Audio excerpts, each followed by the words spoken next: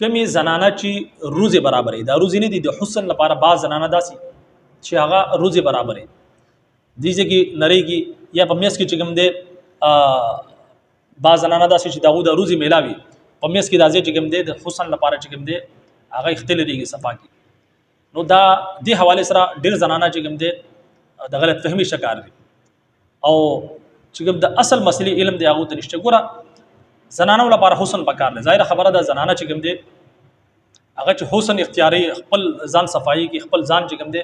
خیسته کې خپل خاوند لپاره نو په غي باندې زنانه د اجر او ثواب ملاوي اوس مثال تور باندې زنانه داسي چې داغي په مخ باندې اختراخي هغه صفا کول شي د کریم وغیرہ په ذریعہ باندې بالکل صفا کول شي ځکه چې دا زنانه په مخ باندې اخته دا دغه د حسن خلاف دی دا شانت د بریتو چې مخته دي غراو کیږي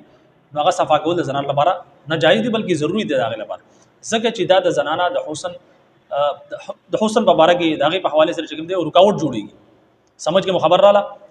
لیکن په شریعت کې چې کوم دی د هر شي حدود دی لگا شریعت چې کوم دی بالکل رسول الله صلی الله علیه وسلم د 2 4 پشان دی بالکل بیان کړ ګوره دا روزي چې کوم دی کنه دی جوړول په شریعت اسلام کې ناجایز او حرام دی لیکن بعض صورتونو کې چې کوم دی گنجائش ته گنجائش ول صورت تاسو ته خېما او چې بکم صورت کې حرام دي هغه هم تاسو ته خېما ګوره بعض زنانه داسي چې هغه صرف د حسن لپاره چې کوم دی دا روزي چې کوم دی دا سټونو ول چې کوم دی باریکی او میس کې چې کوم دی دغه کی نو ګوره یاد وساتئ دا سه کول چې کوم دی روزي برابرۍ اخته چې کوم دی د حد نه زیات نه بڑاو شوی نو په دغه صورت کې روزي برابرول دغه سټونو نری کول یا په میس کې چې کوم دی کټ کول دا بالکل ناجایز او حرام دی سمجھ کې خبر راځي دا د الله رب عزت کې تخلیق دی الله رب عزت تاسو له کوم شکل درکړل دا پاغي کې تبدیلی راوستل او د الله رب عزت چې کوم تاسو له شکل درکړل پاغي کې تبدیلی راوستل داغي خلقت بدلول دا چې کوم دی بالکل ناجایز او حرام دی البته بعض زنانه داسې چې داغو چې کوم دا روزي دي د روزو د اخته دي دا بالکل د حدود نه ډیر بڑاو شوی نو هغه چې کوم د خپل حدود کې د نه راوستل لپاره هغه نور اخته تاسو صفا کول شي هغه کې